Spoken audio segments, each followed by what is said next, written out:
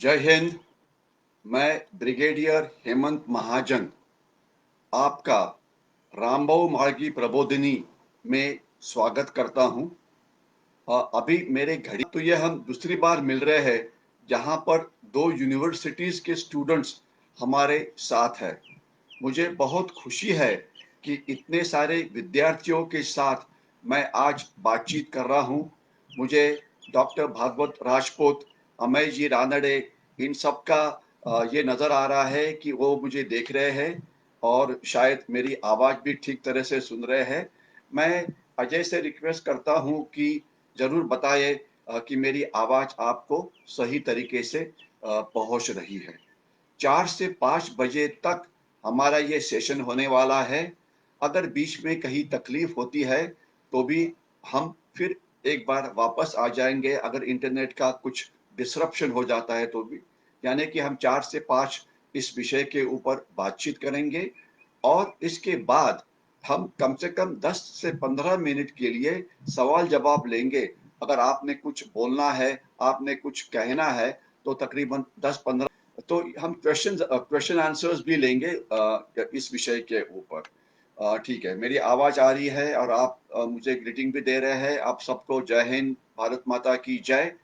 तो चलो आज हम ये विषय शुरू करते हैं। सबसे पहले मैं ये बोलना चाहता हूँ कि ये विषय हम क्यों ले रहे हैं। आज आपको ये समझ में आना चाहिए कि देश की सुरक्षा, जिसके कुछ पहलू के ऊपर हम बातचीत करने वाले हैं, ये अभी किसी सिक्योरिटी फोर्सेस या इंडियन आर्मी का ही सब्जेक्ट नहीं बचा हुआ है, बल्कि हर एक देश का नागरिक देश की सुरक्षा के लिए जिम्मेदार है।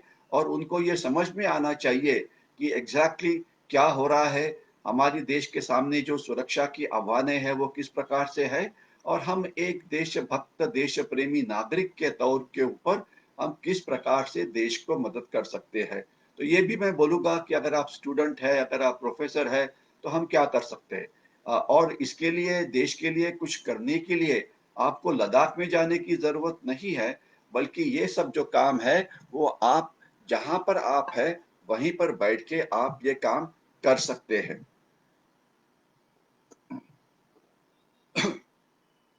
अभी मेरे घड़ी में 4 बज गए हैं, तो माफ करिए। इसलिए मैं मेरी सब्जेक्ट को अभी करता हूँ। अ, ओके, तो मेरी सब्जेक्ट मैं शुरू तो कर रहा हूँ और इसमें मैं इतना ही बोलना चाहूँगा कि जो आज का सब्जेक्ट है वो सब्जेक्ट है कि जो चाइना का मिलिट्री चैलेंज है उसे अभी तक उन्होंने क्या किया है, हमारा देश उसे किस प्रकार से फेस कर रहा है, आगे आने वाले दिनों में क्या होने वाला है। ये सभी जो विषय है इस इन सब के ऊपर आज हम टच करेंगे। तो शुरुआत में मैं ये बोलना चाहूँगा कि 9 मई को ये जो चाइना का स्टैंड ऑफ शुरू हुआ, जब उन्होंने लद्दाख के अंदर 4 जगह पर उन्होंने इंक्रोचमेंट किया। अगर मेरे पास मैप दिखाने की सुविधा होती तो मैं आपको दिखा सकता था कि ये 4 जगह कौन सी है। ये जगह है पैंगोंग त्सो लेक। ये एक लेक है या झील है या तालाब है। उसके बाद हॉट स्प्रिंग है, इसके बाद देपसांग है और चौथा है गलवान, जहाँ पे 15-16 रात को एक बहुत बड़ा संघर्ष हुआ था। और इस संघर्ष के बारे में तो हम बातचीत करेंगे ही, लेकिन मैं सीधा आ जाता हूँ कि कल क्या हुआ, यानी कि यस्टरडे व्हाट हैपेंड। कल अचानक एक खबर आ गई कि हमारे जो देश के पंतप्रधान है श्री नरेंद्र मोदी, वो अचानक लेह में पहुंच गए। लेह ये लद्दाख की एक कैपिटल है। वहां पे वो पहुंचे, क्यों गए थे, उनका जाने का उद्देश्य क्या था, उससे क्या हासिल हुआ, ये सब पहलू जो है इनके ऊपर हम बातचीत करेंगे। पहले ये प्लान हुआ था कि जो देश के संरक्षण मंत्री है श्री राजनाथ सिंह, वो वहां पर जाने वाले थे, लेकिन अचानक राजनाथ सिंह के सिवाय हमारे पंत प्रधान भी वहां पे पहुंच गए। और वो अकेले नहीं थे, जो हमारी फौज की जो सभी जो हायरार्की थी वो उनके साथ थी। यानी कि chief of defence staff general Bipin Rawat उनके साथ थे, chief of army staff general Naravane उनके साथ थे। इसके सिवाय नॉर्दर्न आर्मी के commander, army commander northern command general Joshi उनके साथ थे। आपको पता होना चाहिए कि ये सभी एक्सपीरियंस सोल्जर्स है और जनरल जोशी के बारे में मैं एक बात कहना चाहूंगा कि जो कारगिल की लड़ाई 1909 में हुई थी, उसमें उन्होंने खुद ने हिस्सा लिया था और उन्हें उस समय वीर चक्र ये शूरता पुरस्कार से उनका सम्मान किया गया था। तो वो वहां पर थे। और आपको पता होगा कि कुछ देर पहले कुछ लोग उनका नाम बदनाम करने की कोशिश कर रहे थे कि शायद उन्होंने अपना काम नहीं किया, इसके लिए ये जो चाइनीज इंक्रोचमेंट हुई वगैरह। तो इसके इस सभी के बारे में तो हम जरूर बात करेंगे। और साथ में वहाँ के जो लोकल कमांडर है, GOC 14 core, general Harinder Singh, वो भी यहाँ पर साथ में थे। और जनरल हरिंदर सिंह देखा जाए तो मराठा रेजिमेंट के है, जिससे मैं भी बिलोंग करता हूं। और इसके सिवाय वो एक सिख है और उन्होंने लाइन मराठा जो है ये लाइन ऑफ कंट्रोल पे कमांड की है। उसके बाद उनका बहुत ही बड़ा अनुभव है, ब्रिगेड कमांड की है, डिवीजन कमांड की है।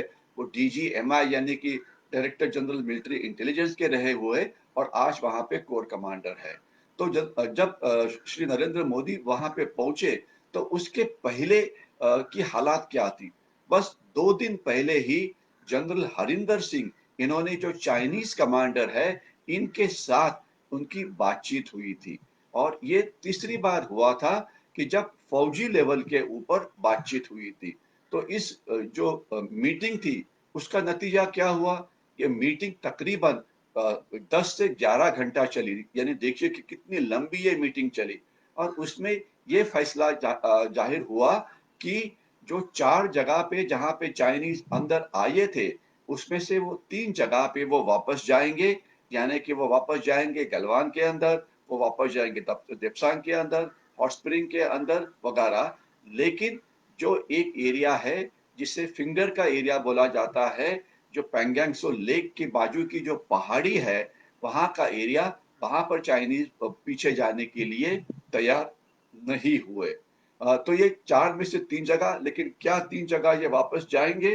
तो ये आगे आने वाला समय उनके ऊपर नजर रखना पड़ेगा, क्योंकि चाइनीज बोलते एक, लेकिन ये बहुत ही एक विश्वासघातकी देश है। और 15-16 रात को क्या हुआ था जून के, आपको पता है। तो इसलिए हमें ये देखना पड़ेगा कि ये अपना वर्ड फॉलो करते हैं कि नहीं। लेकिन एक बात बिल्कुल साफ है कि वो जो चौथी जगह है पैंगयांगसो लेक, वहां से पीछे जाने के लिए अभी तैयार नहीं है। तो अगर उनकी एनक्रोचमेंट पूरी निकालनी है, तो उनको कैसे निकाला जाए?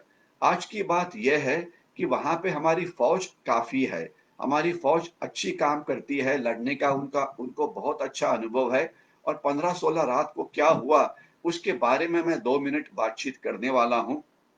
आपको याद होना चाहिए कि 15-16 रात के पहले 2 दिन पहले ये फैसला हुआ था कि चाइनीज सोल्जर्स गलवान से पीछे जाएंगे। तो इसलिए 15 की शाम को जो सीओ 16 बिहार थे, वो वहां पर पहुंचे थे देखने के लिए कि क्या चाइनीज यहाँ से वापस गए हैं कि नहीं गए हैं। तो जब वहां पे गए तो उनका नजर आ गया कि चाइनीज वापस नहीं गए हैं। तो उन्होंने उनको पूछा कि आप वापस क्यों नहीं गए हैं? तो उसके बाद उनसे कुछ बातचीत करने के बदले चाइनीज ने जनरल कर्नल बाबू, जो कमांडिंग ऑफिसर 16 बिहार के थे, उनके ऊपर हमला किया। और हमला किससे किया? डंडे थे उनके पास। उनके पास आप डंडे के सिवाय उनके पास जो आयरन रॉड्स थे, जिसके ऊपर वायर्स वगैरह लगाई थी, पत्थर थे। यानी कि जो उनकी जो सोल्जर्स के शस्त्र होते हैं, वहां वहां उससे हमला नहीं हुआ। लेकिन पत्थर है, डंडे है, आयरन रॉड्स है, इससे हमला हुआ। और उन्होंने कर्नल बाबू को गंभीर दृष्टि से जख्मी कर दिया। उनका सोच ये थी चाइनीज सोल्जर्स की, जब कमांडिंग ऑफिसर जो वहां पे पलटन का सबसे सीनियर मोस्ट होते हैं, अगर वो जख्मी हो जाते हैं, तो उनका हालात देख के बाकी के जो सोल्जर्स उनके पास साथ थे, तकरीबन 35 से 40 सोल्जर्स उनकी पार्टी में थे, वो डर के भाग के चले जाएंगे। और बिना लड़ाई किए हुए चाइना एक अपना एक उद्देश्य हासिल कर पाएगा। लेकिन उन्होंने इंडियन आर्मी की साइकोलॉजी उनको पता नहीं था।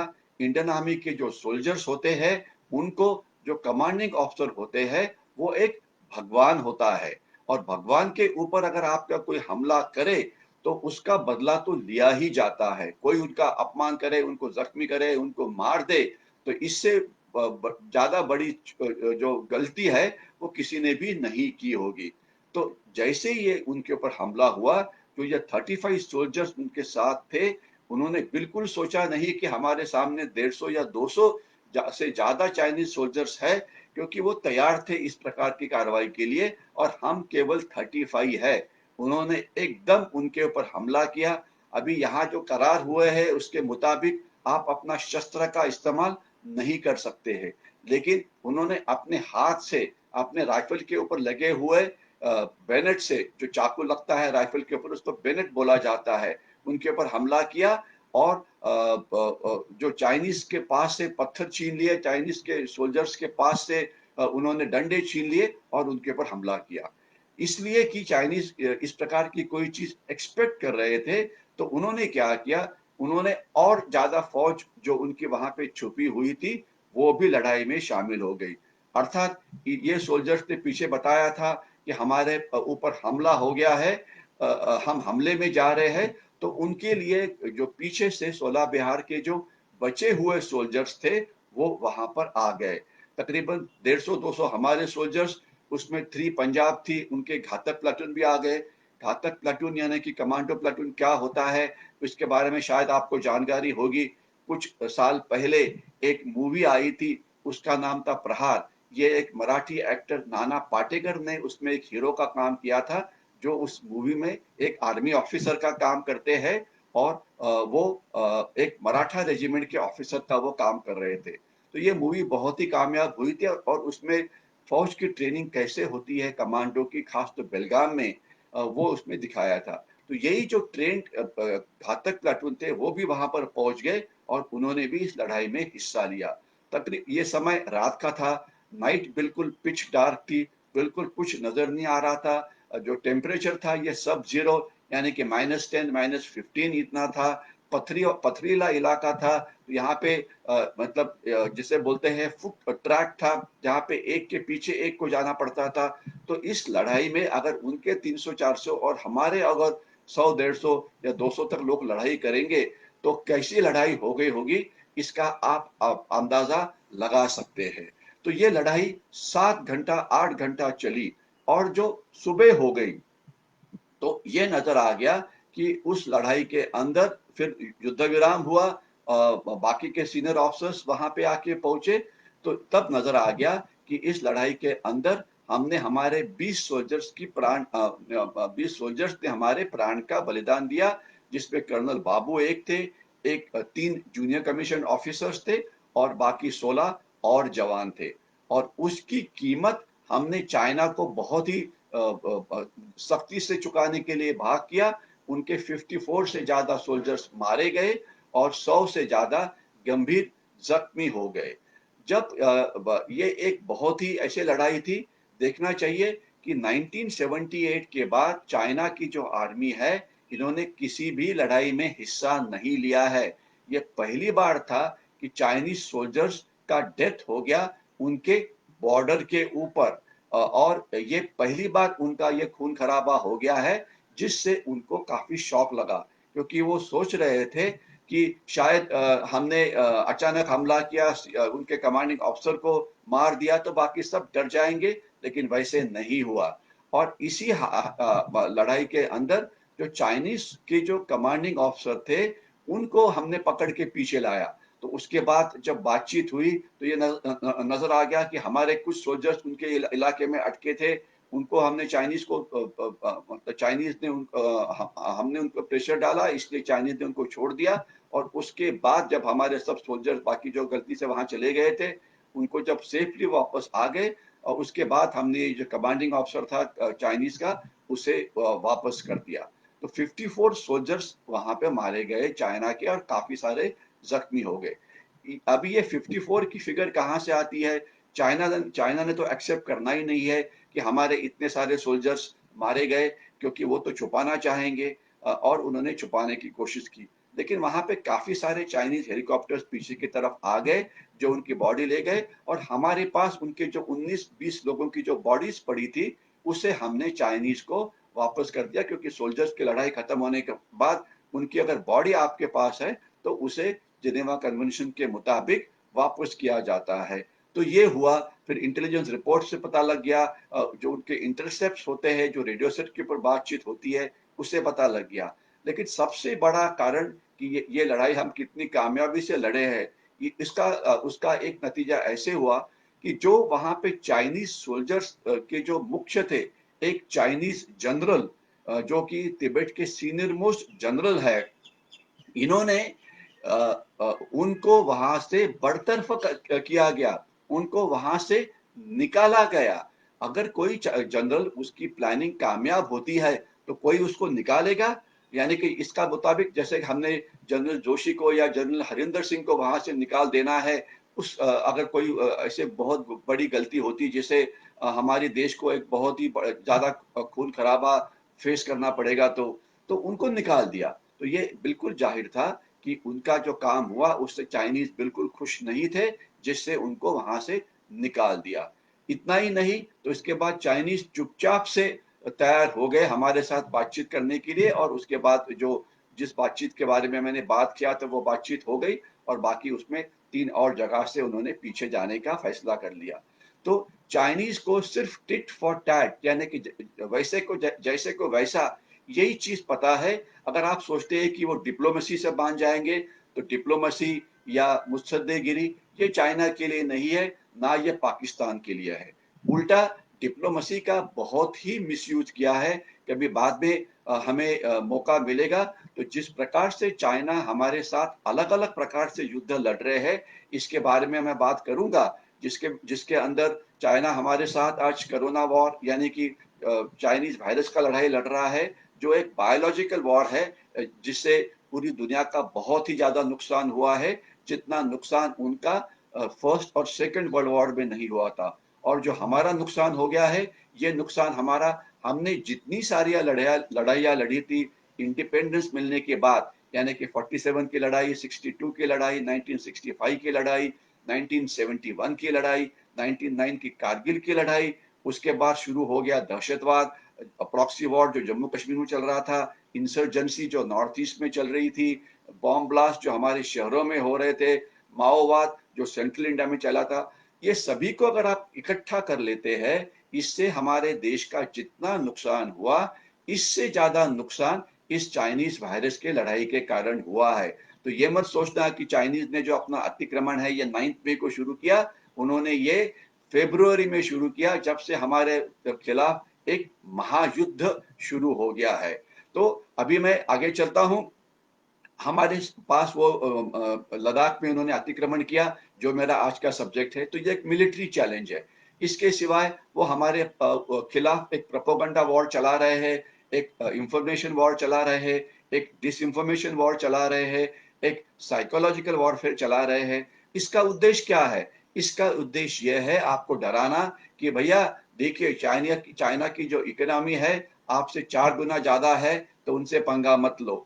जो भी वो बोलते हैं चुपचाप से उसे मान लो। या दूसरा है कि चाइना की मिलिट्री की ताकत है, बहुत ज्यादा है, तो चुपचाप से जहां वो अंदर आए हैं उनको वहां पर अंदर आने दो। या उनके पास 3,000 रणगाड़े हैं, तो आप कुछ भी मत करो। अरे रणगाड़े 3,000 है, लेकिन क्या इस इलाके में रणगाड़ियों को इस्तेमाल किया जा सकता है? जिसे माउंटेन वॉरफेयर के बारे में पता है, उनको पता है कि हमारी ये जो बॉर्डर है चाइना के साथ, ये कंप्लीटली माउंटेनस है। वहां पे रंगाड़े सिर्फ, या टैंक्स जो है, सिर्फ एक ही जगह के ऊपर थोड़ा इसमें इस्तेमाल हो सकते हैं, वो है लद्दाख के अंदर। और वो भी 20-25 टैंक वहां पे एक साथ इस्तेमाल हो सकते हैं, जहां पर हमारी एक ब्रिगेड पहले से ही तैनात है। तो यानी कि किस रंगाड़े की आप बात करते हैं? तोपखाना उनका बहुत मॉडर्न है, तो हमारे क्या मॉडर्न नहीं है क्या? तो ये एक प्रोपोगंडा वॉर चल रहा है, और उसमें से कुछ लोग हमारे जो नागरिक है वो उसमें थोड़ा सोच लेते कि अरे चाइना अब कैसे होगा, 62 के बाद की लड़ाई, हमारा हालात 62 के मुताबिक होगा कि नहीं, तो इसके इसके बारे में तो मैं बोलूंगा। लेकिन प्रोपोगंडा वॉरफेयर या साइकोलॉजिकल वॉरफेयर एक उनका बड़ा युद्ध हमारे साथ वो चल रहा है। इतना ही नहीं तो इसके साथ ही वो हमारे साथ डिप्लोमेटिक वॉर लड़ रहे हैं। डिप्लोमेटिक वॉर यानी कि वर्ल्ड लेवल बॉडीज के अंदर हमें तकलीफ देना।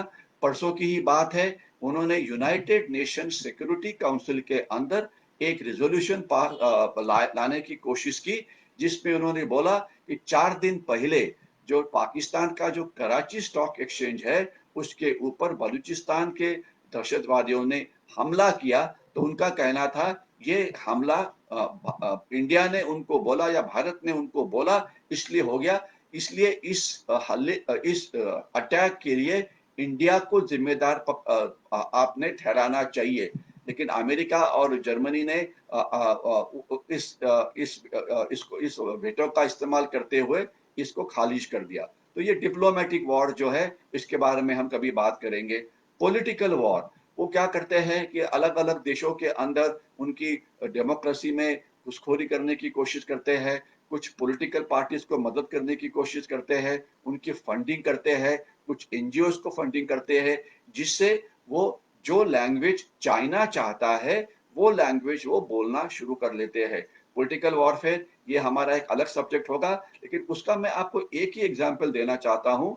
अगर मुझे डेट्स याद है तो 7 दिन पहले केरला जो हमारा एक स्टेट है, उसके चीफ मिनिस्टर श्री विजयन, इन्होंने स्टेटमेंट दिया कि चाइना एक बहुत अच्छा देश है, उनकी जो चीजें हैं उसके ऊपर हमने बॉयकॉट नहीं डालना चाहिए। चाइना को जो हम आइसोलेट करने की कोशिश कर रहे हैं, तो इस प्रकार की आइसोलेशन उनको करनी नहीं चाहिए। यानी कि वो चाइना की भाषा कर रहे थे और वो हमारे देश के एक चीफ मिनिस्टर है।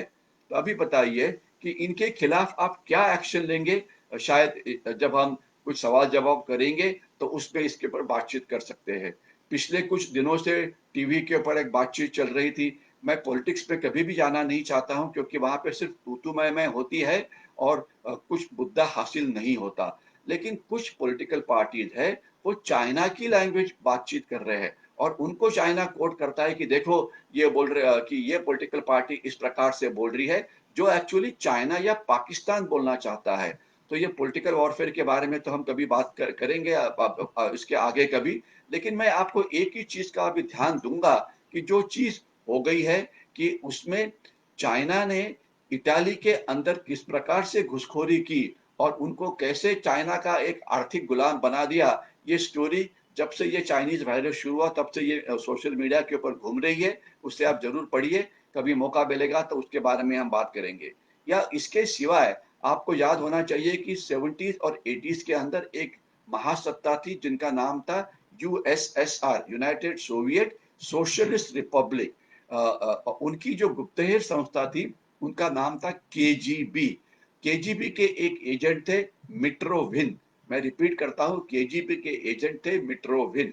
तो इन्होंने बहुत ही गुप्तहेर का काम किया था, लेकिन वो 92 के आसपास वो यूएसएसआर से भाग गए और वो जाके यूरोप में जाके छुप गए। और कुछ साल के बाद उन्होंने एक किताब लिखा जिसका नाम था मिट्रोविन आर्काइव्स, यानी कि जो केजीबी ऑपरेशंस जो यूएसएसआर करती थी अलग अलग देशों में, उनकी देश की सत्ता के अंदर जाने के लिए वहां पे गवर्नमेंट ऐसी लाया जाए कि जो पॉलिसीज उनको जो लागू है वो करे। तो ये केजीबी के ऑपरेशंस इसलिए कि वो उसमें खुद शामिल थे और अभी तो वो डिफेक्ट हो गए, तो इसके ऊपर उन्होंने किताब लिखी। ये किताब आज अपने इंटरनेट के ऊपर अवेलेबल है। आप मिट्रोविन आर्काइव नाम का ये डालिए, आपको उस किताब में क्या लिखा है ये आपको समझ में आ जाएगा। लेकिन मैं तो पूरी दुनिया की तो बात करने वाला नहीं हूं, हम भारतीय है इसलिए हम भारत की बात करेंगे।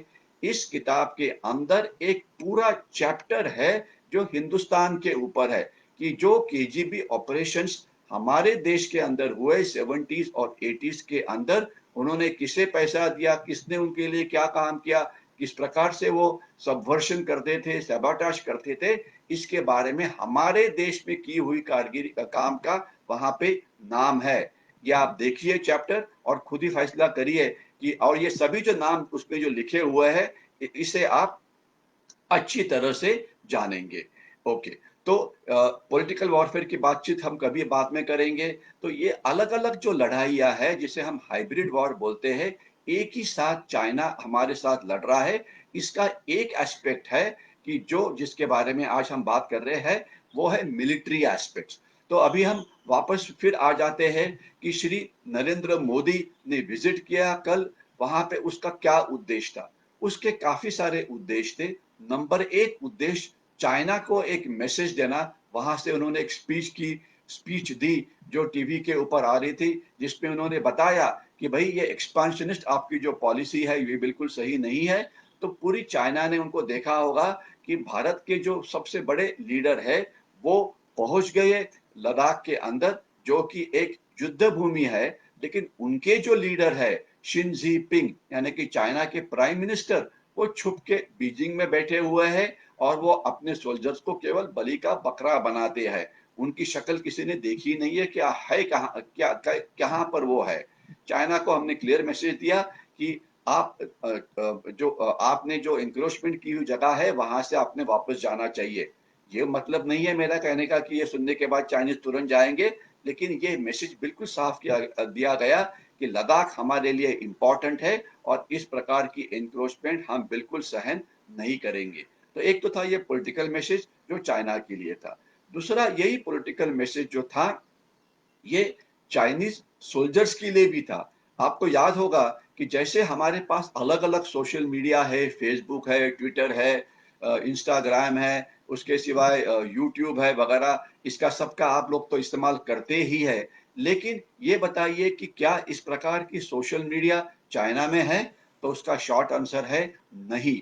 आज जो मेरा ये जो फेसबुक लाइव सेशन है, ये दुनिया में कहीं से भी कोई भी देख सकता है, अगर उसके पास अगर फेसबुक अकाउंट है तो। लेकिन चाइना की सोशल मीडिया जिसे वो weibo बोलते हैं, वहां पे कोई पेनिट्रेट नहीं करता। उन्होंने वहां पे दुनिया का बाहर का कोई भी देश, कोई भी इंडिविजुअल उसमें क्या चल रहा है देख ही नहीं सकता। उनकी जो मीडिया है इसके अंदर कोई पेनिट्रेट नहीं कर सकता। केवल उनका एक इंग्लिश लैंग्वेज न्यूज़पेपर है ग्लोबल टाइम्स, जिसके बारे में कभी मैं अगले टाइम कभी बात करूंगा। तो वहां पे अगर आप उनके खिलाफ कुछ लिखते हो तो तुरंत वो निकाला जाता है। और अगर कोई चैनल जो चाइना के खिलाफ बोल रहा है उसे ब्लॉक किया जाता है। आप हमारा एक इंटरनेशनल चैनल है जिसका नाम है वियॉन, वर्ल्ड इज वन, तो इसे चाइना ने ब्लॉक किया है क्योंकि वो सोचता है कि वो जो बातचीत करते हैं वो चाइना के जो लैंग्वेज चाइना की है उसके मुताबिक वो नहीं कर रहे हैं। तो उनकी सोशल मीडिया के ऊपर अभी उनका जो नेतृत्व है शी जिनपिंग का, उसके बारे में बहुत गुस्सा है। ये गुस्सा क्यों है?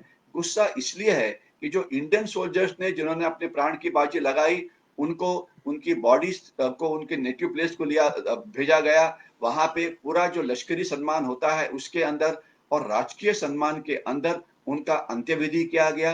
अंत्यविधि के लिए हजारों लाखों लोग प्रेजेंट थे और सभी ने उनको एक देश की तरफ से वंदना दी। तो यानी कि उनका मतलब उनका जो फ्यूनरल था, उनका जो अंत्यविधि हो गया, ये एक देश में सबसे बड़ा इवेंट था जिसे हर एक ने अपना उनको लास्ट जो रिस्पेक्ट्स है वो उनको पे किया और उसको टीवी चैनल्स ने कवर किया, न्यूज़पेपर ने कवर किया। आपने उसे देखा भी होगा।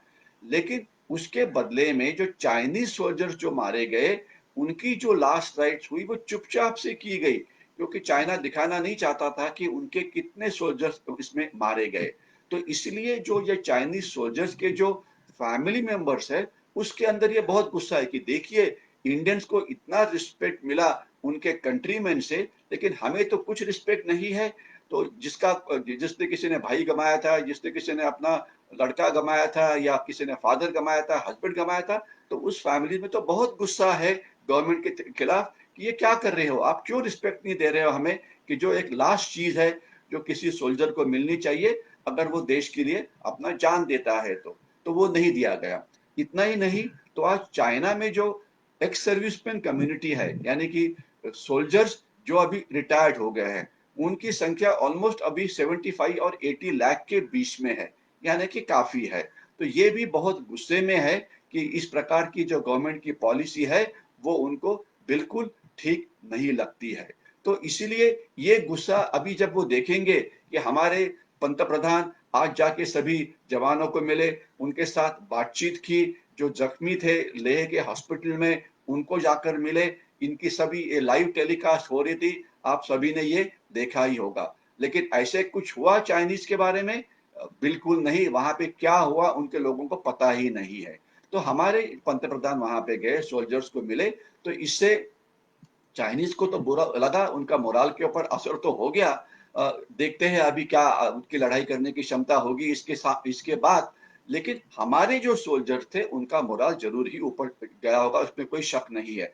आपको पता है कि जब लड़ाई के पहले जो हमारे बड़े लीडर्स होते हैं वो हमेशा जाके सोल्जर्स को मिलते हैं। आपको पता होगा कि अगर आपने सेकेंड वर्ल्ड वॉर की मूवीज देखी होंगी तो वहां पे उनके जो प्राइम मिनिस्टर थे ग्रेट ब्रिटेन के विंस्टन चर्चिल, वो हमेशा फॉरवर्ड एरिया में जाते थे, सोल्जर्स को मिलते थे। उनकी वॉर टाइम स्पीचेस ये बहुत ही फेमस है। हमारी जब लड़ाई हुई 65 में, तब हमारे संरक्षण मंत्री जो थे उनकी photograph Shri Y B Chauhan, उनकी फोटोग्राफ आपको मिलेगी कि जो हमारे सोल्जर्स के साथ बंकर्स में है। या उसके बाद 71 की लड़ाई के अंदर ये इस प्रकार से हमारे ये जाते हैं, तो ऑब्वियसली हमारे सोल्जर्स का मोराल तो ऊपर जाता ही है, उसमें कोई डाउट नहीं है। इसके सिवाय जो अभी मिलिट्री कार्रवाई करनी है चाइना के खिलाफ, इसमें सभी senior most top hierarchy Indian army की वहां पे थी, तो वो भी प्लानिंग अच्छी तरह से हो गई होगी, क्योंकि काफी बार एक डिसीजन देना पड़ता है कि क्या हम ये सब इस्तेमाल करें कि नहीं करें। तो क्या होने वाला है आगे वाले दिनों में, आपको समय तो ये बता ही देगा। तो ये भी बातचीत हो गई। और एक इम्पोर्टेंट मुद्दा जो इसमें हासिल हुआ वो है कि जो लद्दाख के जो लोग हैं वो बहुत ही देश प्रेमी लोग हैं। लद्दाख की पॉपुलेशन तकरीबन 5 लाख के आसपास है और इसके 2 डिस्ट्रिक्ट है, लेह और कारगिल। पहले ये कश्मीर, जम्मू एंड कश्मीर का एक हिस्सा था, लेकिन 370 कदम निकालने के बाद ये एक यूनियन टेरिटरी के तौर पे अलग बना हुआ है। तो अभी ये जो लोग हैं कि जो बहुत ही देशभक्त है, इनको अभी ये जो चाइनीज की जो इंक्रोचमेंट हुई है इससे तकलीफ हो रही है। क्योंकि होता क्या है कि ये लद्दाख एक कोल्ड डेजर्ट है, यहाँ पे बर्फ बहुत गिरता है। 6 महीना 30-40 फीट इतना बर्फ वहां पे गिरता है। तो इस बर्फ में कुछ नहीं हो सकता, लेकिन जब बर्फ पिघल जाता है अप्रैल के महीने के अंदर, तब वहां पे घास ऊपर आना शुरू हो जाता है। और ये सभी के पास टूरिज्म के सिवाय जो एक और व्यवसाय है वो जानवरों को वहां पे रियर करना। वहां पे याक्स है और अलग अलग प्रकार के जो जानवर है, तो उनको जो चराऊ जो ग्रेजिंग लैंड्स होते हैं वहां पे वो ले जाते हैं। गलवान की ग्रेजिंग लैंड है, पेंगोंगसो लेक के पास ग्रेजिंग लैंड्स है, जहाँ पे पानी पास में है, इसलिए घास ऊपर आ जाता है कि जो जानवर खाते हैं। लेकिन अभी ये इसलिए कि इंक्रोचमेंट हुआ है, वो वहां पे जा नहीं पा रहे हैं, तो जाहिर है कि उनको इसका नुकसान हो रहा है। जो पीछे वाले एरिया थे जहां पर वो जा सकते थे, अभी वहां पर भी हमने रोका है, क्योंकि जो हमारी फौज है वहां पे डिप्लॉयड है, वहां पे तैनात है। तो कोई भी मिलिट्री कार्रवाई है वो किसी के आग के सामने नहीं होना चाहिए, इसलिए वहां पे जो सिविलियन मूवमेंट है इसे कंट्रोल किया जाता है। तो उनको कुछ इकोनॉमिक हार्डशिप को फेस करना पड़ रहा है। तो जाहिर है कि जब हमारे प्राइम मिनिस्टर वहां पे गए थे तो उनको भी मिले हैं, और उनकी जो कठिनाइयां है उसे दूर करने में जरूर मदद मिलेगी। और सबसे बड़ा, लद्दाख को एक मैसेज मिलेगा। वो बोल रहे थे कि आपने हमें यहाँ पे अकेला छोड़ दिया है, हमारे बारे में बिल्कुल कहीं पर बात नहीं होती। तो इसलिए मैं लद्दाख के लोगों के बारे में आज बात कर रहा हूँ कि ये बहुत ही अच्छे लोग हैं, और उनको ये अभी उनको समझ में आ गया है कि पूरा देश इस कठिन परिस्थिति के अंदर उनके जो पीछे खड़ा हो गया है। तो ये सारे मुद्दे हमारे प्राइम मिनिस्टर जी के जो विजिट हुए इससे हासिल हो गए हैं। लेकिन इसका मतलब ये नहीं है कि ये जो लड़ाई है ये एकदम खत्म होगी, क्योंकि ये लड़ाई अभी काफी साल चलने वाली है। इसे हम हाइब्रिड वॉर बोलते हैं। तो इसमें आगे क्या होता है ये देखेंगे। अभी हम कुछ मिलिट्री एस्पेक्ट्स के ऊपर फिर से आ जाते हैं। अभी जो इंडो चाइना बॉर्डर है इसे 3 हिस्से में हम बांट सकते हैं। पहला हिस्सा है जो है अरुणाचल प्रदेश का, जहां पर हमारी ऑलमोस्ट 1.5 लाख इंडियन आर्मी तैनात है। चाइना ने वहां पर कितनी भी स्ट्रेंथ के साथ हमला किया तो उनका मुकाबला करने के लिए वहां पर हम तैयार है। वहां पे हमारे डिफेंसेस बने हुए हैं, हमारे सभी जो चीजें लड़ाई के लिए लगती है वो तैयार है। उसके बाद का जो आगे का एरिया है, यहाँ चाइना की बॉर्डर लगी हुई है, वो है सिक्किम का एरिया।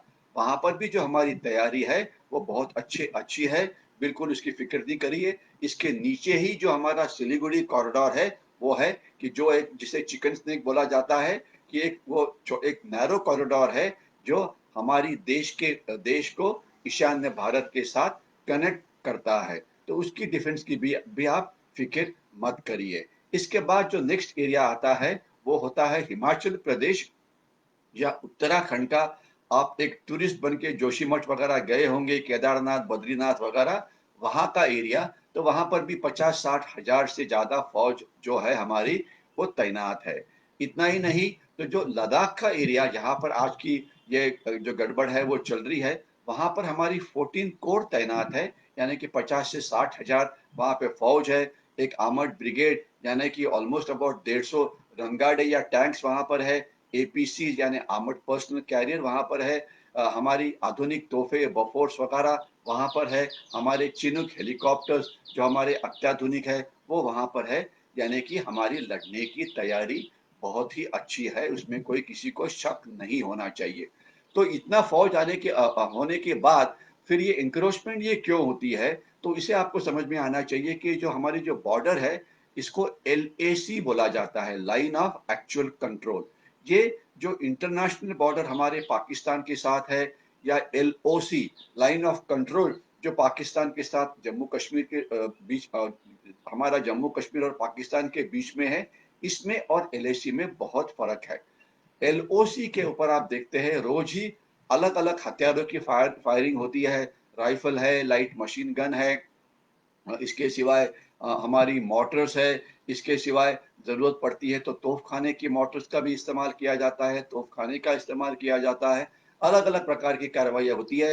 आप रोज़ ही देखते होंगे कि हमारे 1-2 सोल्जर्स हर हफ्ते वहाँ पे अपना प्राण देते हैं, लेकिन इसकी कीमत अर्थात हम पाकिस्तान को 3 या 4 गुना ज़्यादा डैमेज करके चुकाने के लिए पड़ते हैं। तो वो एक्टिव है, वहाँ पे रोज़ ही लड़ाई शुरू है। इस प्रकार का हाल एलएसी के ऊपर नहीं है। चाइना ने एक बहुत ही बदमाशी की, तकरीबन 96-97 से ये शुरू हो गई और 2003 या 2004 तक, अगर मुझे सालों की याद मेरी ठीक है तो, ये इन सालों के बीच में उन्होंने क्या किया, तो उन्होंने हमारे साथ 3 एग्रीमेंट या 3 या 4 एग्रीमेंट थी शायद, वो साइन कर दी कि जो हमारा बॉर्डर में हमारी कार्रवाई किस प्रकार से होगी, वो इसके ऊपर थी। तो ये एग्रीमेंट को पीस और ट्रैंक्विलिटी एग्रीमेंट बोला जाता है। उस्ताद, इस एग्रीमेंट की शॉर्ट समरी यह है कि इस बॉर्डर के ऊपर आप शस्त्र का इस्तेमाल नहीं करेंगे, जो फौज के पास जो शस्त्र होते हैं। अगर आप एक दूसरे के एरिया में इंक्रोचमेंट करते हैं, तो केवल उनको बताया जाएगा, एक बैनर दिखा के, एक आधा बोर्ड दिखा के कि आप हमारे एरिया में आपने इंक्रोचमेंट किया है, यहाँ से वापस जाओ। मतलब आप हथियार का इस्तेमाल नहीं करेंगे। तो इसलिए आज हमारे पास हथियार है, लेकिन इनका इस्तेमाल इस एरिया में आप नहीं कर सकते। तो ये बदमाशी चाइनीज ने की है, और हमारे कुछ एक्सपर्ट थे जिन्होंने गवर्नमेंट को उस समय एडवाइस किया होगा, ये एग्रीमेंट करते हैं, और वो बड़े अपने इसके साथ बता रहे थे कि भैया देखो ये बॉर्डर ऐसा है, ये बहुत ही शांत रहा हुआ है, इस एग्रीमेंट साइन करके हमें फायदा हुआ है। बल्कि चीज उसके उल्टी है, इसलिए कि हम शस्त्र का इस्तेमाल नहीं कर पा रहे हैं।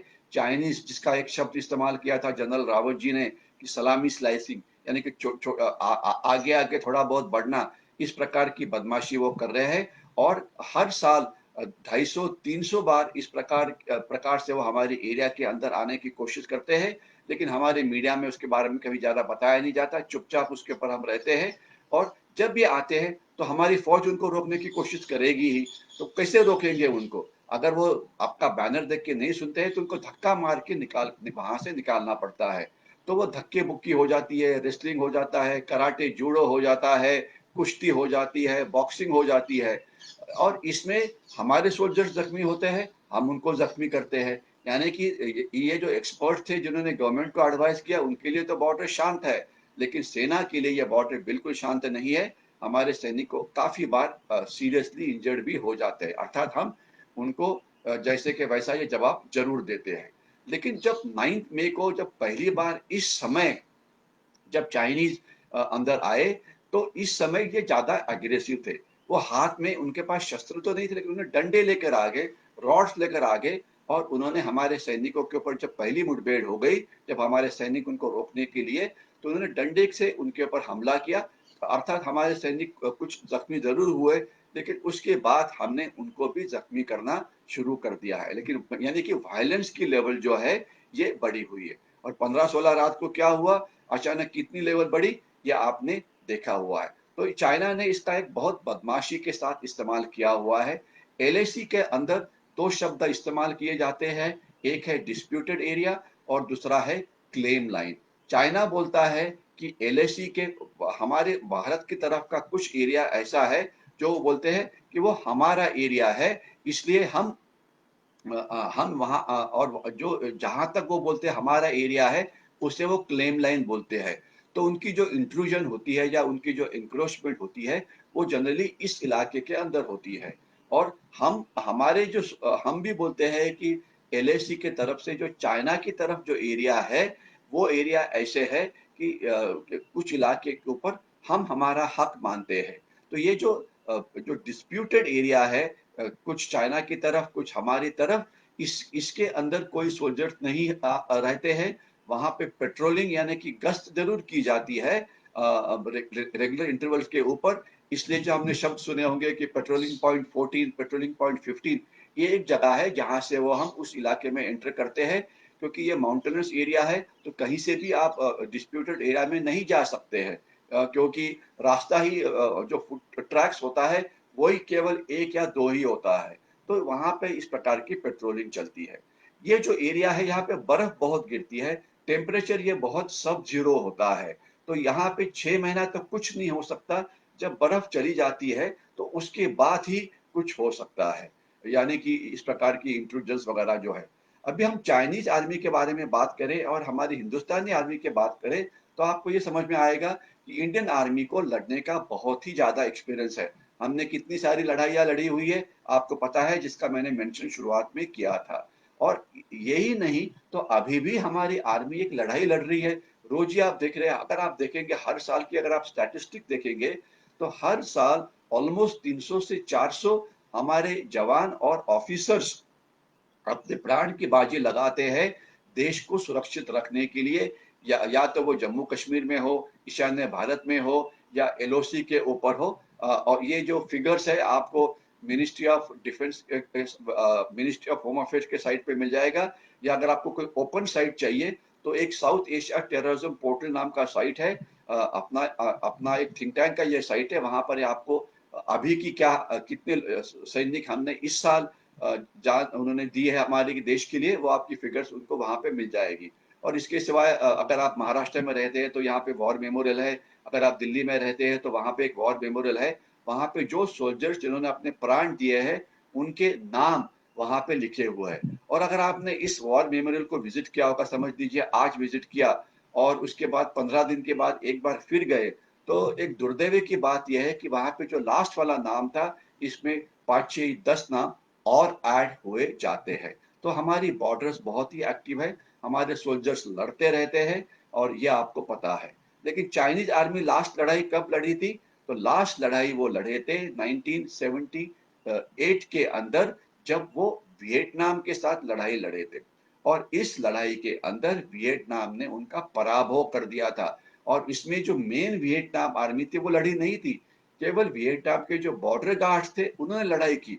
जैसे कि हमारे बॉर्डर गार्ड, यानी कि समझ लीजिए आप आईटीबीपी के कुछ लोग हैं, इंडो तिब्बतन बॉर्डर पुलिस के लद्दाख के कुछ भागों में, या समझ लीजिए कि बॉर्डर सिक्योरिटी फोर्स जो इंटरनेशनल बॉर्डर के ऊपर है पाकिस्तान के साथ, या आसाम राइफल जो म्यांमार के बॉर्डर में है। तो इस प्रकार से उनके बॉर्डर गार्ड्स लड़ाई लड़े थे, और जिसमें चाइना का पराभव हो गया। उसके बाद वो कोई भी लड़ाई नहीं लड़े हुए। तो चाइनीज सोल्जर्स आज क्या कर रहे हैं? चाइनीज सोल्जर अपने खुद के नागरिकों को दबाने में लगे हुए हैं। आज तिब्बत के अंदर चाइनीज सोल्जर्स का मुख्य काम है कि तिब्बतन्स चाइना के खिलाफ कुछ ना करें, उनके ऊपर नजर रखो। तिब्बत में क्या हो रहा है, ये अपने आप में एक अलग विषय होगा। दूसरा, उनका शिनजियांग नाम का प्रांत है, जहाँ की पॉपुलेशन जो है,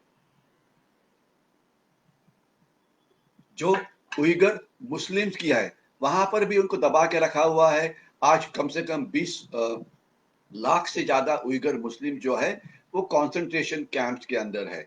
तो ये चाइनीज आर्मी का काम आजकल ये चल रहा है। अगर हम हमारी बजट की बात करें, हमारा जो डिफेंस बजट जो है ये हमारे इंटरनल सिक्योरिटी के बजट से तकरीबन 3 गुना ज्यादा है। यानी कि हम बॉर्डर की रक्षा करने के लिए ज्यादा पैसा खर्चा करते हैं और देश के अंदर जो नागरिकों का लॉ एंड ऑर्डर है, पुलिस है, पैरामिलिट्री फोर्सेस है, उनके ऊपर हम कम पैसा खर्चा करते हैं।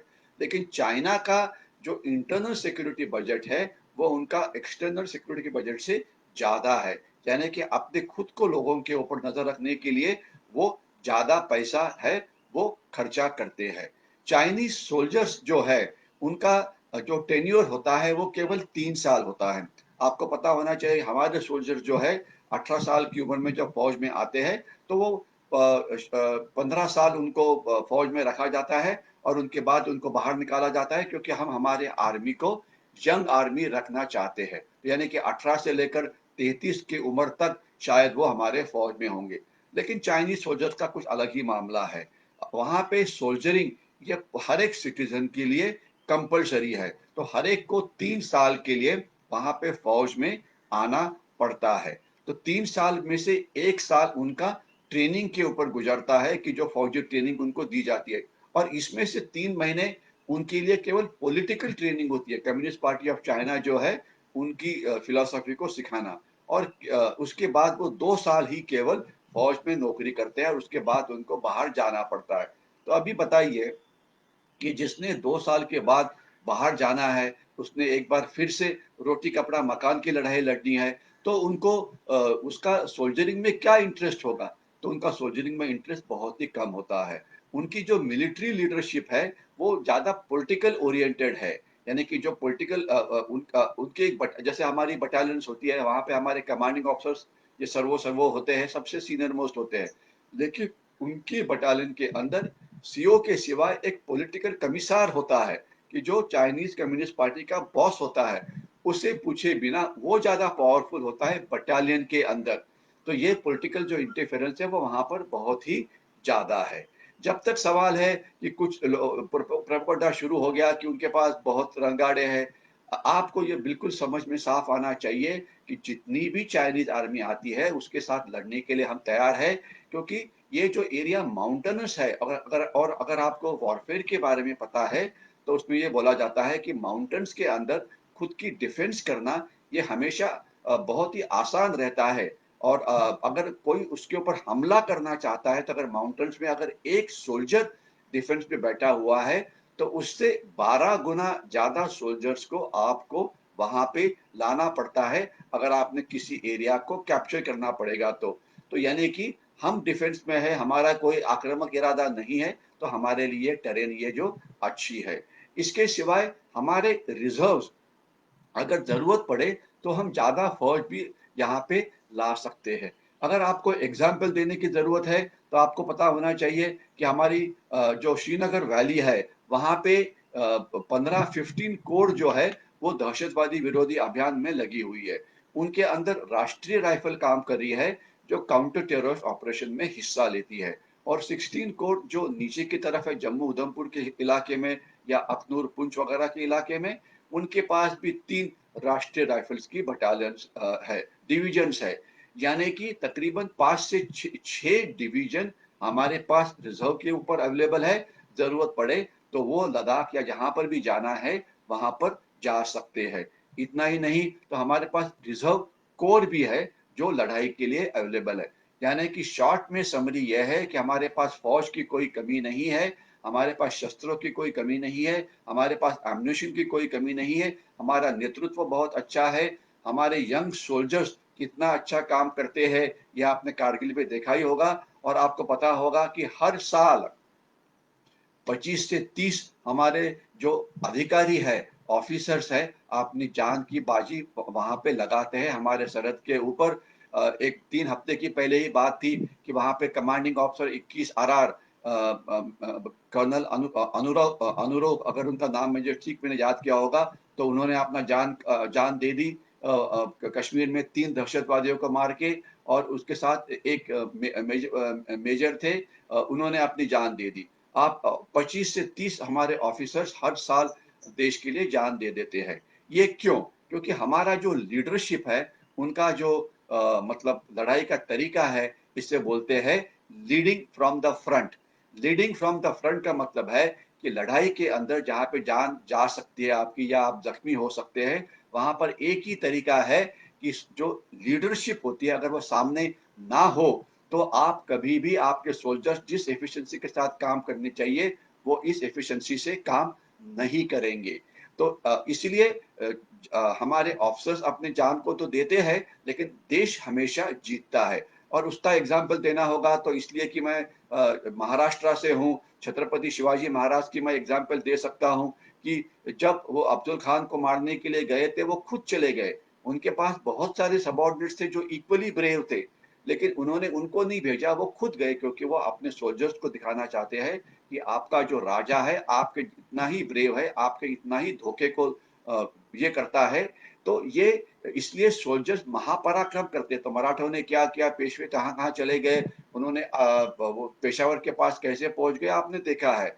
उसी प्रकार से आपने देखा होगा कि अगर आप राजस्थान से हैं, तो राणा प्रताप, राणा संग ने किस प्रकार से लड़ाइयाँ की थी, ये आपने देखा हुआ है। तो लड़ने के अंदर अगर officers leading from the front नहीं करते, तो शायद कोई भी लड़ाई आप जीत नहीं सकते, ये आपको क्लियर होना चाहिए। तो ये हमारा नेतृत्व ये करता है। तो नेतृत्व की बात करो, शस्त्र की बात करो, स्ट्रेंथ की बात करो, इसमें हमें कोई प्रॉब्लम नहीं है। लेकिन केवल आज की इंटरनेशनल ट्रीटी जो हमने करना है, वो हमें करने के लिए इजाज़त नहीं देती है। ये एक दुर्दैव की बात है। चलो देखते हैं इसमें आगे क्या होता है। कुछ लोगों को तकलीफ हो जाती है कि अभी देखिए कि अगर टू फ्रंट वॉर हुआ, पाकिस्तान ने साथ में लड़ाई शुरू कर दी, तो क्या होगा? याद रखिए कि पाकिस्तान के लिए जो फौज है पाकिस्तान बॉर्डर के ऊपर, एलओसी के ऊपर, वो एक अलग ही फौज है। वो लड़ाई अलग ही लड़ाई होगी। यानी कि एक साथ हम टू फ्रंट वॉर के ऊपर लड़ाई कर सकते हैं। और ये याद रखना कि अगर वो टू फ्रंट वॉर हमारे साथ शुरू करते हैं, तो आज पाकिस्तान के खिलाफ कितना लड़ाई चल रही है। आपको पता होना चाहिए कि पाकिस्तान की 85% आर्मी पहले जो थी, वो अ, हिंदुस्तान और पाकिस्तान की जो बॉर्डर है, वहां पे डिप्लॉयड थी। लेकिन आज का हालात क्या है? आज वैसे नहीं है। आज 50% से ज्यादा पाकिस्तानी आर्मी जो है, वो पाकिस्तान के अंदर, बलूचिस्तान के अंदर, वजीरिस्तान के अंदर दहशतवादी विरोधी अभियान में फंसी हुई है। और 15% आर्मी अभी फेंस लगा रही है अफगानिस्तान बॉर्डर के ऊपर, वहां पे अटकी हुई है।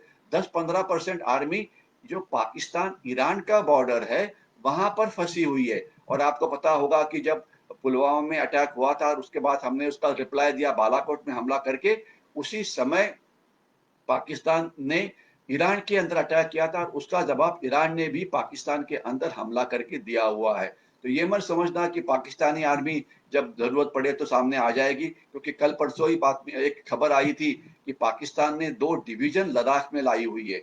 लद्दाख के बारे में ये एक चीज आपको समझ में आना चाहिए कि लद्दाख की बॉर्डर्स 2 देशों को मिलती है। एक तो चाइना, जिसके बारे में हम बात कर रहे थे, और दूसरा लीजिए पाकिस्तान। और गिलगिट बाल्टिस्तान का जो भाग है, वो वहां से एक मतलब वो जो 2 प्रांत है, वहां पर वो लगे हुए हैं। तो यानी कि मिलिट्रीली कोई भी चैलेंज है तो उसे फेस करने में हमें कोई प्रॉब्लम नहीं है। कुछ लोग सोचते हैं न्यूक्लियर बॉम्ब का क्या होगा। न्यूक्लियर बॉम्ब की बात मत करो, ये अलग विषय हो सकता है, क्योंकि न्यूक्लियर बॉम्ब ये एक पॉलिटिकल वेपन है, ये इस्तेमाल नहीं कर सकता। और आज सभी दुनिया जो है, वो चाइना से बहुत गुस्सा हो गई है, क्योंकि मैंने बोला कि चाइना ने पूरी दुनिया के ऊपर एक थर्ड वर्ल्ड वॉर शुरू किया है। और उनका इतना ज्यादा नुकसान हुआ कि पूरी दुनिया उनके साथ गुस्सा है। 130 कंट्रीज ये चाहती है कि ये शायद मतलब चीन के खिलाफ एक खटला चलाया जाए, जैसे सेकेंड वर्ल्ड वॉर में जर्मनी के खिलाफ हुआ था, जिससे चाइना को ये कंपलसरी किया जाए, जो देशों का नुकसान हुआ है उसको उसकी पेमेंट ही चाइना से की जाए। तो देखते हैं वो आगे क्या होता है। वो अलग अलग प्रकार की लड़ाइयाँ है, जिसके बारे में अगर हम कभी बात करेंगे, तो उसके बारे में हम जरूर बात इसके साथ करेंगे। तो मिलिट्रीली आप फिक्र की बात मत करो, हम इस लड़ाई के लिए बिल्कुल ही तैयार है। इसमें किसी के मन में कोई शंका नहीं होनी चाहिए। लेकिन जो और प्रकार की जो लड़ाई होती है, प्रोपेगेंडा वॉर है, उसके सिवाय जो बोलेंगे डिसइन्फॉर्मेशन वॉर है, वगैरह-वगैरह, तो इसके लिए तो ज़रूर इसमें हमारे लोगों ने क्या करना चाहिए, इसके ऊपर मैं 2 मिनट के लिए बात करूँगा। अ, मेरा जो पिछला सेशन था वो आर्थिक जो लड़ाई चल रही है भारत और चीन के बीच में उसके बारे में था। उसको मैं एक बार फिर रिपीट करना चाहूँगा कि चाइनीज़ गुड्स के ऊपर ज़रूर बॉयकॉट करो। इतना ही नहीं तो इसके सिवाय जो उनके ऐप्स है 59 ऐप्स को हमने निकाल दिया है, अलग-अलग प्रकार के ऐप्स। तो इसका वो तो वैसे ही नहीं मिलेंगे और इसके कारण अभी हमारे लोग उसके रिप्लेसमेंट बना रहे हैं। टिकटॉक का रिप्लेसमेंट बन गया है और सब हो रहा है जिससे हमारे स्टार्टअप्स को संधि मिल रही है, जिसमें हमारा एम्प्लॉयमेंट बढ़ रहा है। लेकिन चाइनीज़ गुड्स के ऊपर बॉयकॉट करना आपकी ज़िम्मेदारी है। आज भी हमारे अंदर कुछ लोग हैं जो बोलना चाहते हैं कि नहीं, नहीं, नहीं जी चाइनीज़ नहीं हम उसको बॉयकॉट कर सकते। मैं आपको सिर्फ बोलना चाहता हूँ कि 1976 के पहले कोई चाइनीज़ गुड हमारे साथ नहीं थी। 2004 तक हमारी इम्पोर्ट और एक्सपोर्ट एक जैसे थी। लेकिन उसके बाद जो सबवर्शन शुरू हुई, चाइना ने हमारी इकोनॉमी में इतना ज़्यादा अतिक्रमण किया कि आज उन्होंने हमारी स्मॉल स्केल सेक्टर इंडस्ट्री और जो मिडल स्केल सेक्टर को पूरा मार दिया है। तो चलो अभी मेक इन इंडिया के अंदर, आत्मनिर्भर भारत के अंदर ये सब चीज़ें होने वाली है। तो शायद इसमें हमारी प्रोग्रेस अच्छी होगी। तो अभी मेरा इसलिए कि समय 54 मिनट मेरे घड़ी में हो रहे हैं, तो मैं अभी जो मिलिट्री एक्शन है, इसे यहीं पे रोकूँगा और अगले 10 मिनट कुछ आपसे सवाल है, तो ये करने की लेने की कोशिश करूँगा। कुछ सवाल मेरे सामने पहले से ही आए होंगे हैं, उसे मैं ऊपर से लेना शुरू कर देता हूँ। और उसके जवाब भी देता हूँ। डॉक्टर भागवत सर नमस्कार बोल रहे हैं, अमर रानडे जी भी नमस्कार बोल रहे हैं, आपको भी नमस्कार, जय हिंद बोल रहे हैं अमर जी। कुंवर प्रसून सिंह जय हिंद बोल रहे हैं। जय हिंद बोलना, भारत माता की जय बोलना बहुत ही अच्छा है, लेकिन आज ज़रूरत है हम सभी ने कृतिशील नागरिक बनने की ज़रूरत है। मैं आपको भारत माता की जय बोलने से हमारा मोरल तो ऊपर चला जाता है, लेकिन जब तक आप कोई स्पेसिफिक कार्रवाई ना करो, यानी कि पानी बचाओ, बिजली बचाओ, चाइनीज़ को बॉयकॉट करो, तब तक हमारा देश महान नहीं होगा। इसके ऊपर मैं एक मुद्दा फिर से शायद रिपीट करूँगा, अगर रिपीटिशन है तो मुझे माफ़ करना।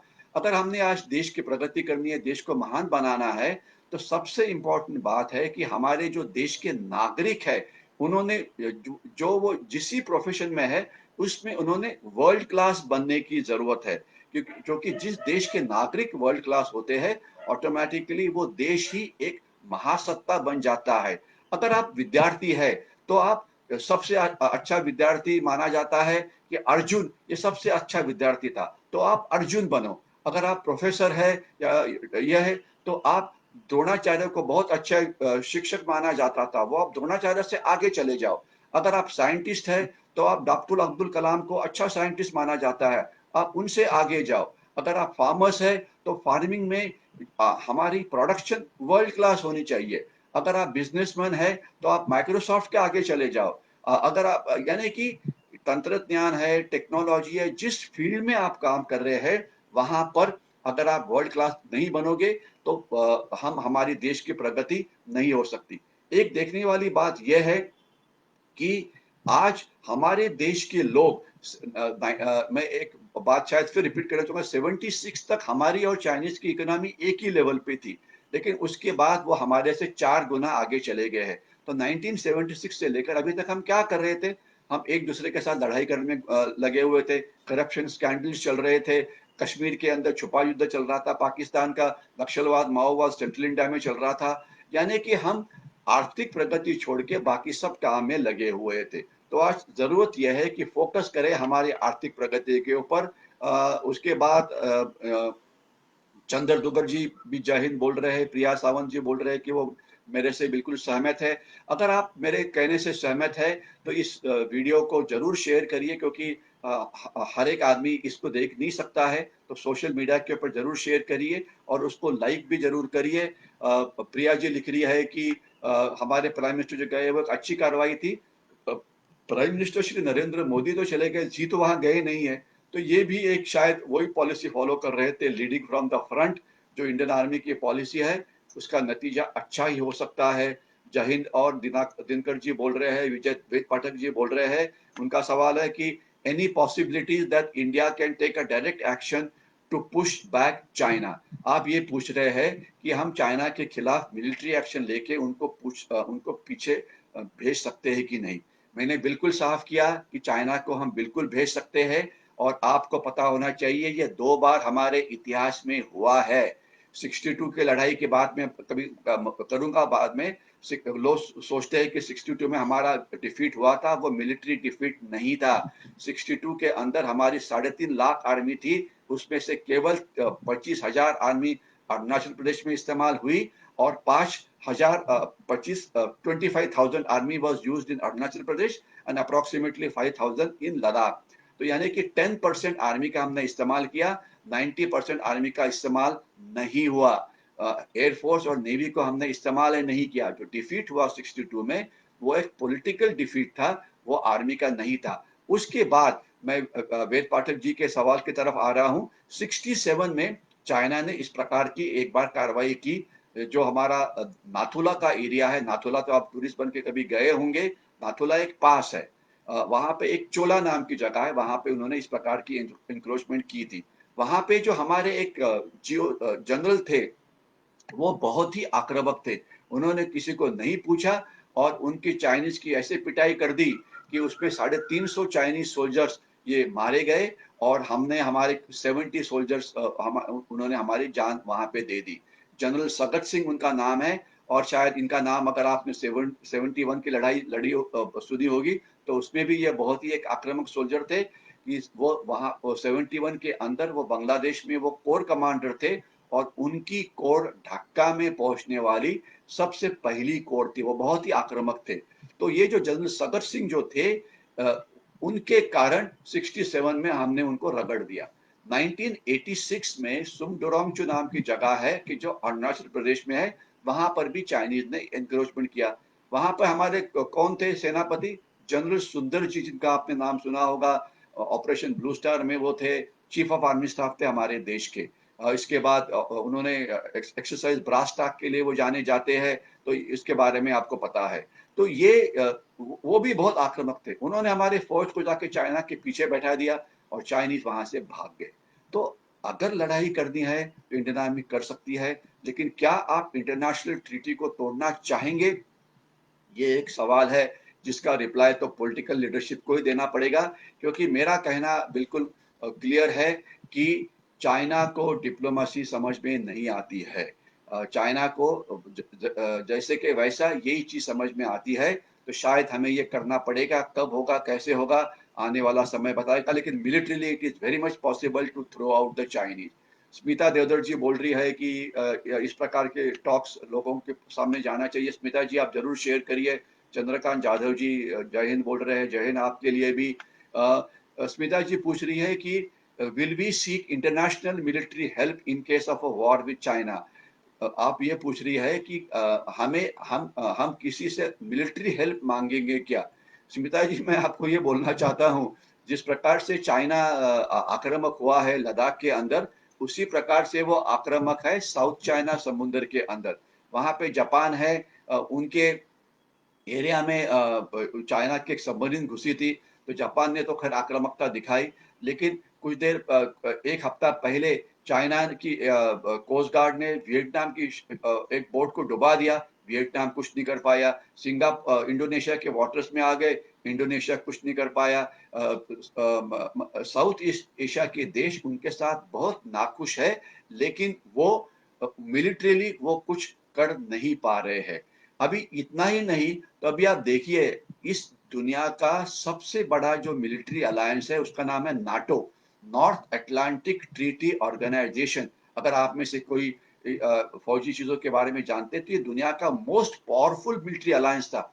अभी कोई उसकी बात ही नहीं हो रही है। एक कोरोना नाम का एक ये आ गया, संकट आ गया। और जैसे पन्ने होते हैं वो वादळ, जो साइक्लोन होता है उसमें कहीं गायब हो जाते हैं, वैसे ये पूरे गायब ही हो गए। तो उनकी हमें इस प्रकार की मदद से जरूरत नहीं है। लेकिन इन्होंने सभी ने जो हमें मदद कर रहे हैं वो इंटेलिजेंस शेयरिंग में कुछ मदद कर रहे हैं कि उनको कुछ खबर मिलती है ईव्सड्रॉपिंग से, तो वो मदद हमें देते हैं। अगर हमें कोई वेपन्स चाहिए होगा तो वो मिल जाती है। तो इस प्रकार की मदद मिलती है, लेकिन वो ये सब चाहते हैं, वो हमारी तरफ बहुत आशा के साथ देख रहे हैं कि लड़ने का काम इंडिया को करने दो, क्योंकि उनमें खुद में लड़ने की अभी इतनी हिम्मत नहीं है जितनी उनमें पहले थी। दीपांकर कांति जी बोल रहे हैं कि sir, is there a possibility of a war against China? I hope one war should be required. I hope one war should be required to teach Chinese a lesson now that they are China. Otherwise, they always do the same what they are doing now. Dipankar ji, आपका कहना बिल्कुल जरूरत है, उनको ये lesson सिखाने की जरूरत है। और एक ये उन्होंने ये क्यों किया है, इसका अलग अलग कारण है कि वो एक साइकोलॉजिकल वॉर कर रहे हैं जिसमें वो माहिर है। तो लोगों को डराने की कोशिश कर रहे हैं, और वो अभी डराने की कोशिश पूरी दुनिया को कर रहे हैं। अगर हम इंडिया को दबा सकते हैं तो पूरी दुनिया, मतलब आज मिलिटरीली देखा जाए तो हिंदुस्तान के साथ केवल अमेरिका ही देश है जो चाइना के खिलाफ कुछ कर सकता है। तो शायद अभी उनकी 3 एयरक्राफ्ट कैरियर्स आज इंडियन ओशन में आई हुई है, वो एक अलग विषय होगा। और चाइना ताइवान को भी यूएसए आर्म कर रहा है। साउथ चाइना समुद्र में अगर गड़बड़ होती है तो वहां पे यूएसए के एयरक्राफ्ट कैरियर पहुंचे हुए हैं। वो चलो उसके बारे में कभी बात करेंगे।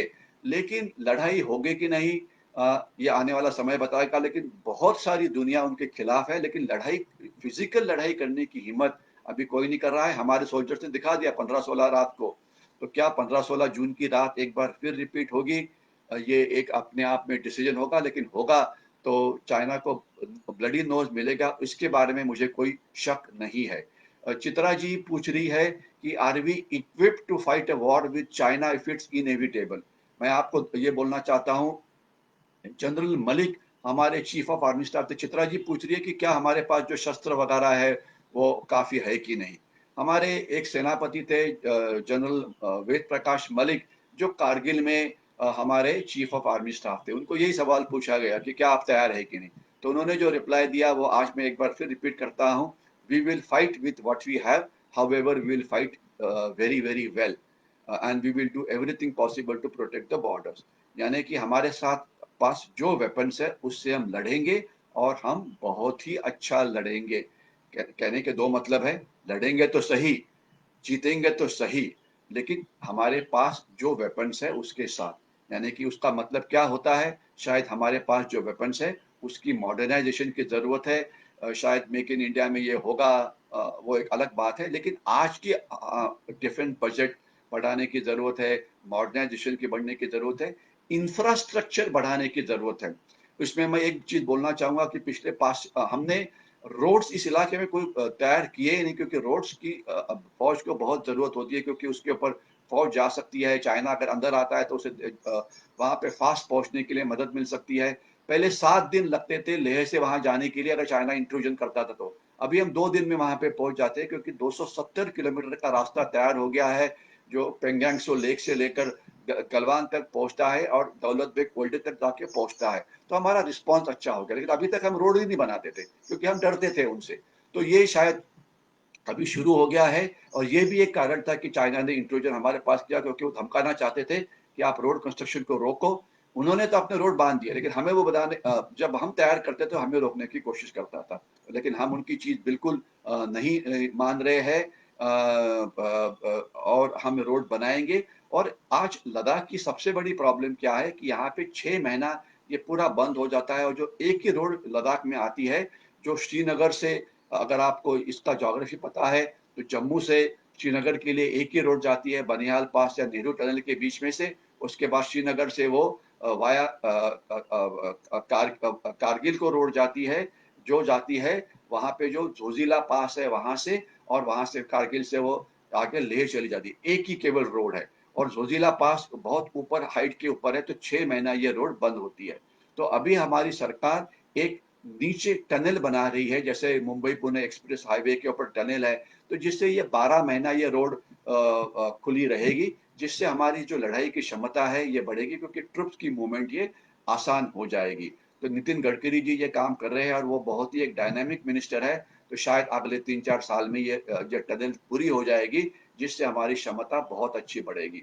और इतना ही नहीं, तो एक ऑल्टरनेट एक्सिस अवेलेबल है लद्दाख के लिए, जो हिमाचल से जाती है, वो एक खरदुंगला नाम की पास है, शायद वहाँ से आप कुछ लोग गए होंगे टूरिज़्म के लिए, तो वहाँ से वीजेपी रोड सिर्फ 4-5 महीना ही खुली रहती है। तो इसे भी ऑल वेदर बनाने की ज़रूरत है। जो काम चालू है, देखते हैं कि कितना जल्दी ये खत्म होता है। तो मॉडर्नाइज़ेशन की ज़रूरत है, लेकिन अभी भी हम हमारे देश की रक्षा कर सकते हैं। मयूर रानडे जी पूछ रहे हैं, are they threatening India now more as we have friendly relations with US United States. मतलब मयूरा या मयूर रानडे जी पूछ रहे हैं कि वो हमें थ्रेटन कर रहे हैं क्योंकि हमारे यूएसए के साथ रिलेशंस अच्छे हो गए। मयूरा जी, हम किससे रिलेशन ठीक रहे ये हमारा सवाल है। कोई हमें किस प्रकार से थ्रेटन नहीं कर सकता। हम रिलेशन किसी देश से किस प्रकार से अच्छे करते या खराब करते हैं, क्योंकि हमारा उस देश के साथ दोस्ती करके हमारे नेशनल इंटरेस्ट को हम प्रोटेक्ट करते हैं। यूएसए के साथ दोस्ती करने के क्या फायदे हैं, टेक्नोलॉजी है वगैरह, इसमें मैं ज्यादा जाना नहीं चाहूंगा। लेकिन क्या वो इस कारण से थ्रेटन कर रहे हैं? देखो, उनके तो 100 कारण है जिससे वो थ्रेटन कर रहे हैं। तो रोड आप क्यों बना रहे हैं, आपने हमारी फॉरेन डायरेक्ट इन्वेस्टमेंट क्यों रोकी हुई है, हम आप हमें जो टेक्नोलॉजिकल कंपनीज में अंदर आने क्यों नहीं दे रहे हैं, हम हमारी जो चीज है उसके ऊपर हम बॉयकॉट क्यों डाल रहे हैं। अगर उनको खुश करना होगा तो आपको उनका एक आर्थिक गुलामी बनना पड़ेगा, उसके सिवाय और कोई तरीका नहीं है उनको खुश करने का, जो हो नहीं सकता है। हमें हमारे नेशनल इंटरेस्ट को बिल्कुल साथ रखना पड़ेगा, लेकिन एक ही मेन कारण है, बाकी 100 कारण हो सकते हैं, एक ही मेन कारण है, क्योंकि वो इंडिया को नंबर 2 का प्रतिस्पर्धी समझते हैं पूरी दुनिया के अंदर। जो पहला सवाल था कि बाकी लोग मिलिट्रीली कुछ करेंगे कि नहीं, वो कुछ नहीं कर रहे हैं, उनके ऊपर अतिक्रमण हो रहा है, लेकिन वो मिलिट्रीली सिर्फ कार्रवाई हिंदुस्तान ने की हुई है।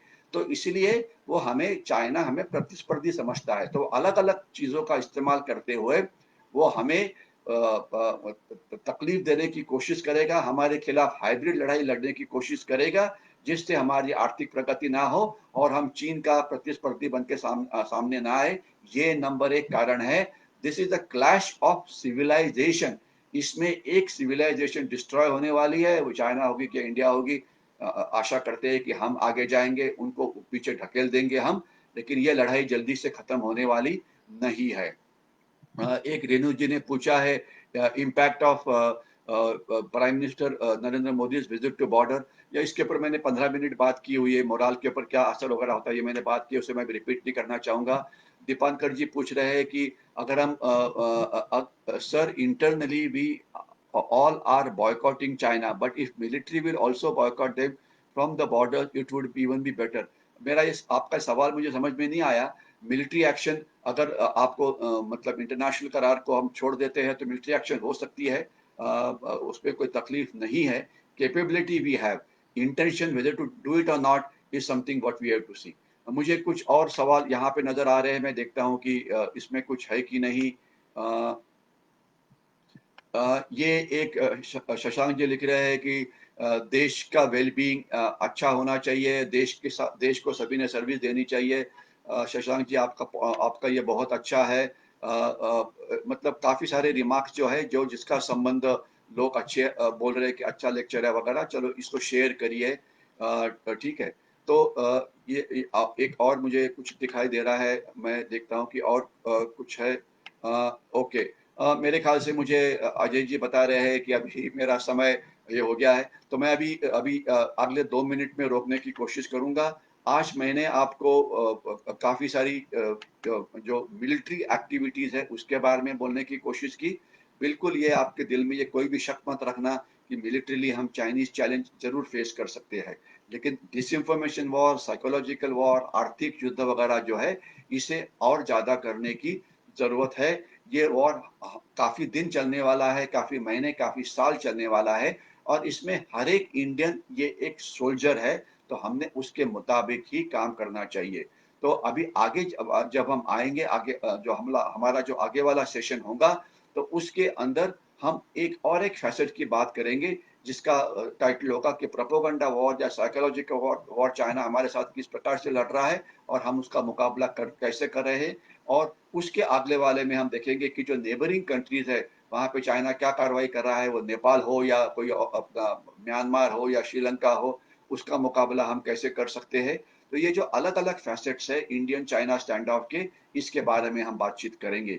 अभी मैं यहीं पे रुकता हूँ, आपने इतना समय मेरी घड़ी दिखा रही है कि 1 घंटा 20 मिनट तक मेरी ये बातचीत चली हुई है। आप सभी लोगों ने अच्छा रिस्पॉन्स दिया है, तो इसके लिए धन्यवाद और ये वीडियो को ज़रूर शेयर करना, ज़रूर लाइक करना। इसकी लिंक आपके पास रामबाव मार्गी प्रबोधिनी से भेजी जाएगी, उसे सोशल मीडिया पे ज़रूर शेयर करना और हम एक बार फिर मिलेंगे अगले सैटरडे को इसी समय। तब तक के लिए जय हिंद।